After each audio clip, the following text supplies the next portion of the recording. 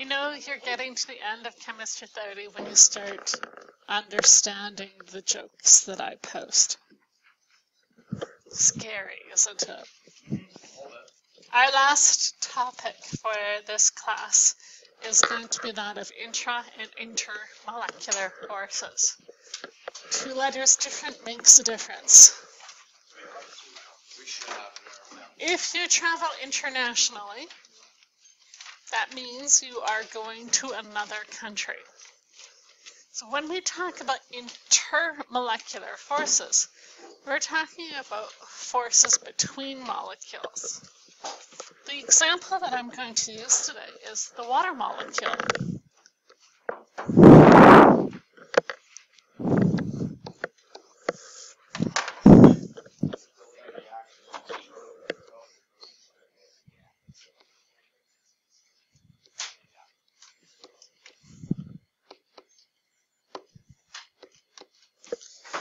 The water molecule has 2 lone pairs of electrons and 2 bonding pairs of electrons.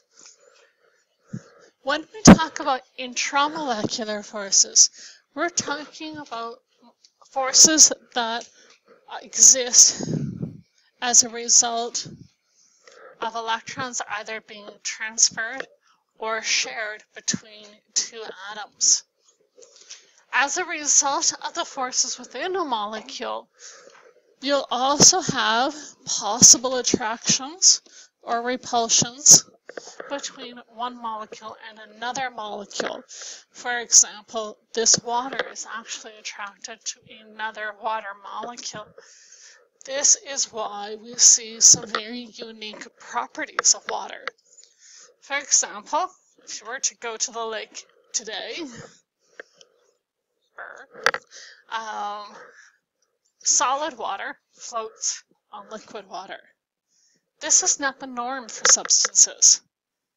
The norm is solids sink in their own liquids. However, there's something going on with the arrangement of water molecules that allows it to be less dense when it is in a solid phase. So intramolecular forces are really important because they also help to establish intramolecular forces. To understand this, we need to use electronegativity. Do you remember where to find that on your periodic table?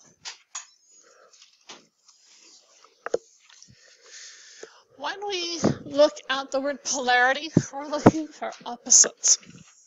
Think of the North and South Pole. They're on opposite sides of the globe. Polarity describes an imbalance of electron sharing. Because there is an imbalance of sharing, that makes one side of the molecule more negative than the other side of the molecule. To begin with, if we have a polar molecule, that means that you have oppositely charged ends. If you have a nonpolar covalent molecule, then the electrical charge, the electrons, are equally shared between 2 atoms. This is important because it influences how one molecule connects with another molecule. So let's look at the water molecule, H2O. I have to go back here and turn this on.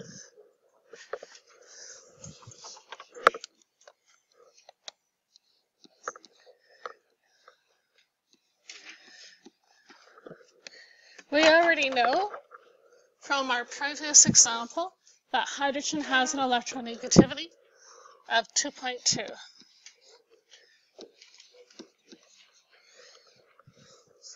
What is the electronegativity of oxygen? 3.4.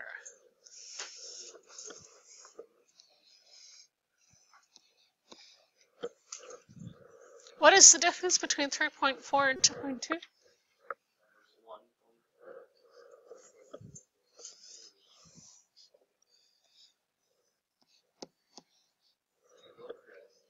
According to that chart that you just wrote down from the video,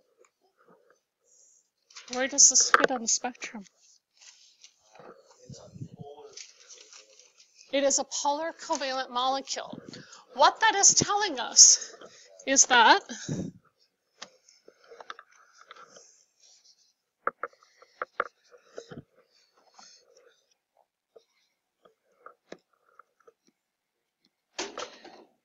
these electrons are not being equally shared. Each hydrogen is sharing its one and only electron with the oxygen on each side.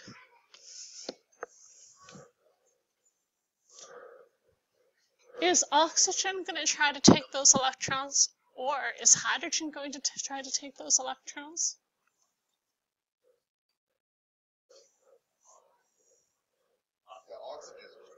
Why? How do you know?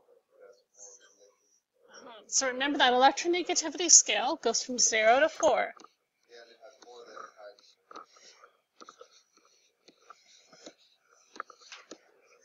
The higher something is on that electronegativity scale, the more it wants to take those electrons. But oxygen is technically sharing the electrons. Most of you have siblings. Have you always shared equally? No, if you get them first. But you're still sharing, right? They may only have received a small piece of cake and you got a really, really big piece of cake. Or pumpkin pie. Or maybe you got a few more pierogies than your brother or sister did. So these electrons are being shared, but oxygen is hogging those electrons. Since oxygen is hogging those electrons, we have what we call a slightly negative charge on the oxygen side. It is not a full negative charge because oxygen is not completely stealing that electron. It's only hogging it. Because these electrons are spending more time around the oxygen, this is going to expose the proton of hydrogen. Since the proton is being exposed, this is slightly positive. This is what we mean when we say a polar molecule. A polar molecule has an imbalance of charge because the electrons are spending more time around one thing than another thing. Whatever they're spending more time around is going to be slightly negative. Whatever they're being pulled from is going to be slightly positive.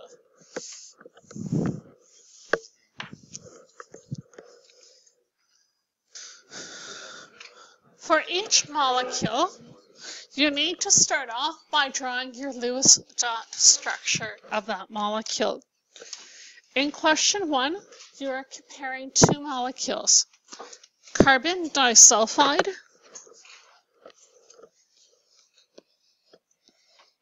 and on the other side, you have sulfur difluoride.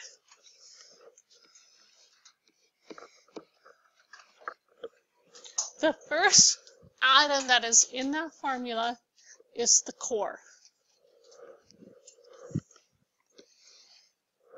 How many dots does carbon get in a Lewis dot diagram? 4? How many dots does sulfur get?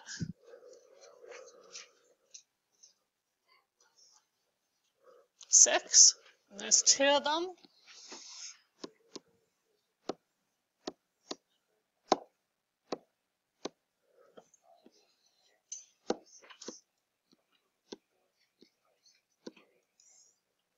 We need to fulfill the octet rule, or the rule of 8. Sulfur is going to share 1 electron here, and then, whoop, not that way.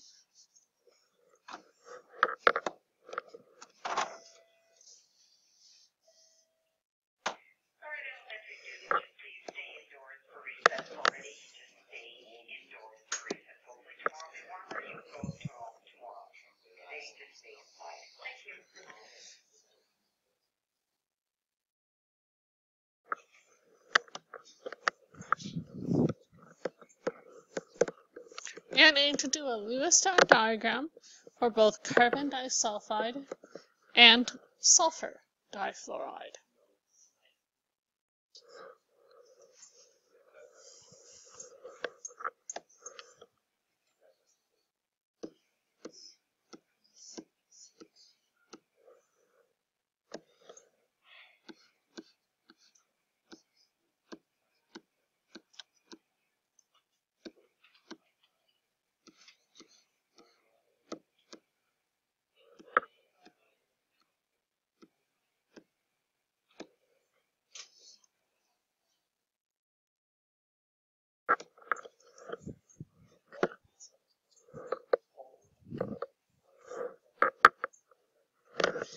Next, determine the electronegativity for each atom in those structures.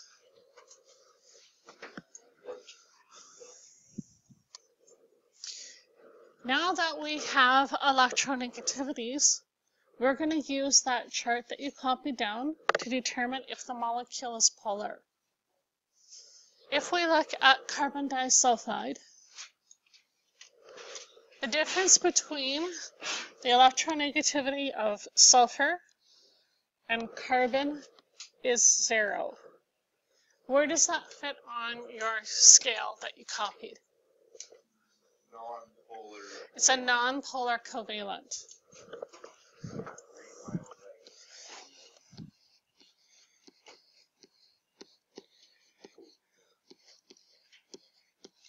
What this means is that the electrons between the carbon and the sulfur are being shared equally. Since they are being shared equally, there is no charged ends to this molecule. The difference between fluorine and sulfur is 1.4. If you take a look at that graph that you copied down, it is a polar molecule.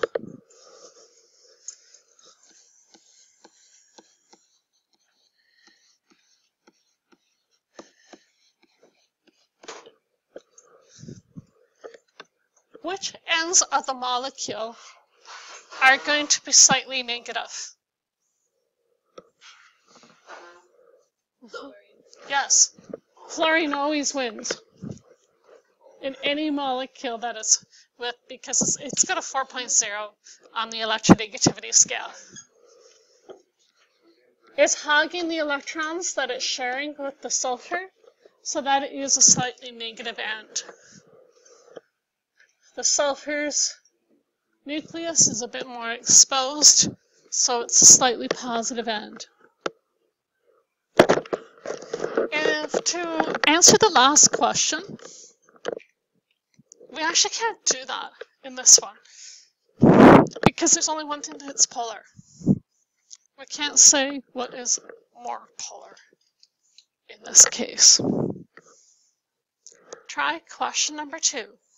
Similar steps. Draw your Lewis-Dot diagram first. Determine the electronegativities.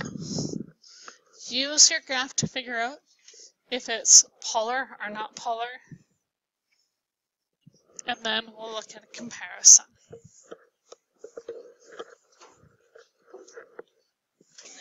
Were you able to get to the point of drawing your Lewis-Dot diagrams and assigning electronegativities?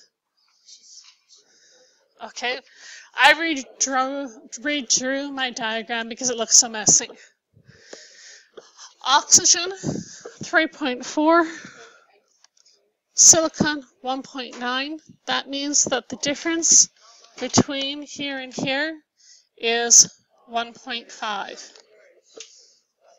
Is this a polar molecule or a non-polar molecule? It's polar. Okay, do you know how, everybody's okay with how we got that? All right.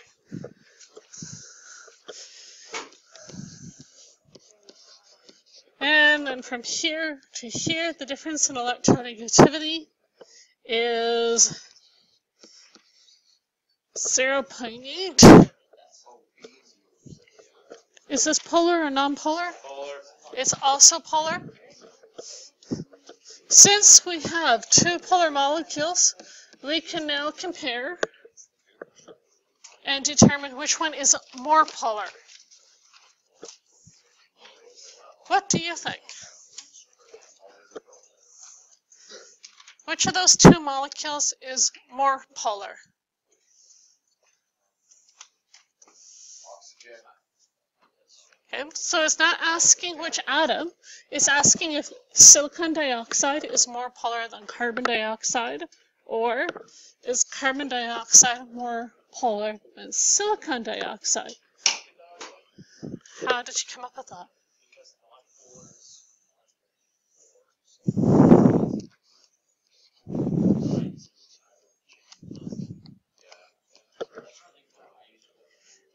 My logic was that number is higher than the other number. It's not a lower number because if you have a number under 24, it's not. That logic works. If you look at the difference between the electronegativities of the central atoms and the attached atoms, whichever one has a greater electronegativity difference is the most polar of the two. In this case, it's going to be the silicon dioxide.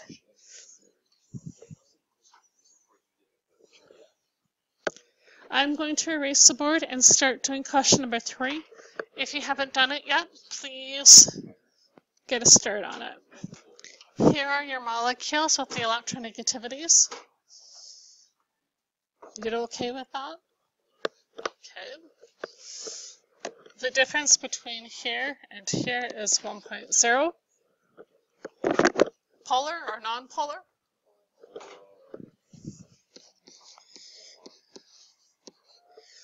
The difference between this side and this side is 1.8. Oh, very, very close. So this is where the table doesn't work very well for us because this is actually still a covalent. There's two nonmetals. An ionic bond has to have a metal ion, a positive ion, and a negative ion. That's cancerous. So watch out for whether or not it has two nonmetals. This is quite a large difference. Which one is more polar? It is, because the difference between the core or the central atom and the attached atom is 1.8 versus this one it's only 1.0. That makes this molecule more polar.